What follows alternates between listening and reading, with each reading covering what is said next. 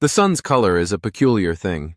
It often appears yellow or white to us, but is that really what it is? We've all learned that the sun is yellow. It's a common misconception that's been perpetuated through art, media, and even science textbooks. When we look at the sun, we're not seeing it in its pure form. Our atmosphere plays a significant role in how we perceive it.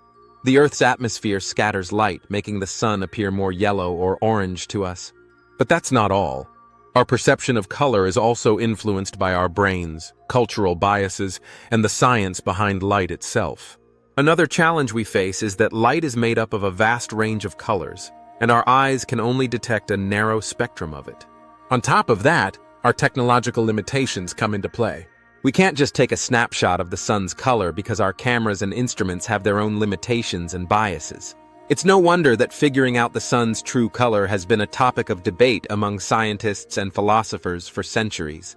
The science behind light is where things get really interesting.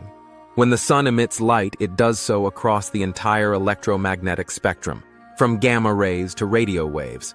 The colors we see are a result of the specific wavelengths of light that are visible to us. So, if we want to understand the sun's true color, we need to look at its light in its purest form.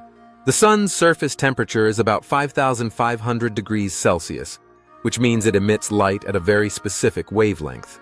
If we were to view the sun in the vacuum of space, without the influence of our atmosphere, we'd see it in a completely different light, or rather, a completely different color. The sun's color is not yellow or orange, it's not even close. In reality, the sun is a white star. That's right, folks. The sun emits light across the entire visible spectrum, making it appear white to us if we were to view it in its pure form. This fact has some pretty significant implications for our understanding of color and light. It means that our perception of color is highly subjective and influenced by our environment. So, what does it mean that the sun's real color is white?